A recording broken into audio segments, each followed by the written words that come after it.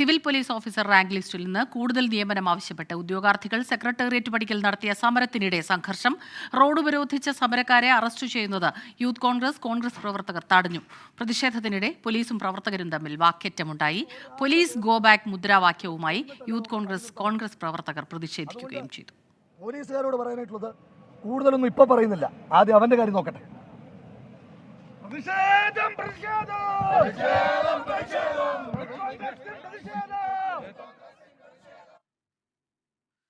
അജീഷ് ജയകുമാർ ചേരുന്നുണ്ട് തിരുവനന്തപുരത്ത് നിന്ന് വിവരങ്ങളുമായി. അജീഷ്, അതുവരെ സംയമനം പാലിച്ചിരുന്ന പോലീസ് ഈ യൂത്ത് കോൺഗ്രസ് പ്രവർത്തകർ വരികയും അതിനിടെ അങ്ങോട്ടും ഇങ്ങോട്ടും കയ്യാങ്കളിയാകുന്നു, ഉന്തും തള്ളും ഉണ്ടാകുന്നു, പിന്നീട് ലാത്തി ചാർജിലേക്ക് വരെ കാര്യങ്ങൾ പോകുന്നു. ആ രീതിയിലൊരു സംഘർഷത്തിലേക്ക് കടക്കുകയായിരുന്നു അല്ലേ?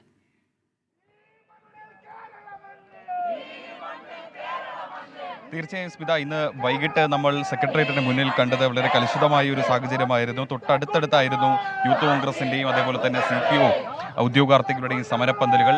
ഈ CPO ഉദ്യോഗാർത്ഥികൾ MG റോഡ് ഉപരോധിച്ച് സമരം നടത്തുമ്പോഴായിരുന്നു അപ്പോൾ തന്നെയാണ് യൂത്ത് കോൺഗ്രസിൻ്റെയും കേസിൻ്റെ പ്രകടനം ഇവിടെ ഇങ്ങോട്ട് വന്നത്.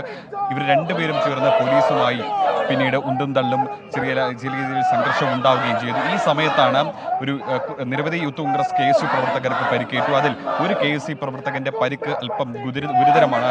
അദ്ദേഹത്തെ ജനറൽ ആശുപത്രിയും അവിടുന്ന് തുടർന്ന് ഇപ്പോൾ മറ്റൊരു സ്വകാര്യ ആശുപത്രിയിലേക്കും മാറ്റിയിട്ടുണ്ട്. അദ്ദേഹത്തിന്റെ പരിക്ക് ഗുരുതരമാണ്. നിലവിൽ അദ്ദേഹത്തിന് ബോധം വന്നിട്ടില്ലെന്നാണ് നമുക്കറിയാൻ സാധിക്കുന്നത്. അദ്ദേഹത്തെ ഒരു ഹെൽമറ്റ് ധരിച്ചെത്തിയ ഒരു സിവിൽ പോലീസ് ഓഫീസർ മർദ്ദിച്ചു എന്നാണ് കോൺഗ്രസ് പ്രവർത്തകർ ആരോപിക്കുന്നത്. ഈ പോലീസ് ഉദ്യോഗസ്ഥനെതിരെ നടപടിയെടുക്കണമെന്ന് ഒരു സിവിൽ പോലീസ് ഓഫീസറാണ് അദ്ദേഹത്തിന്റെ ചിത്രം അടക്കം ഉയർത്തിക്കാണിച്ചുകൊണ്ട് ഇപ്പോൾ യൂത്ത് കോൺഗ്രസ് പ്രവർത്തകർ MG റോഡ് ഉപരോധിച്ച് ഇവിടെ പ്രതിഷേധിക്കുന്നത്.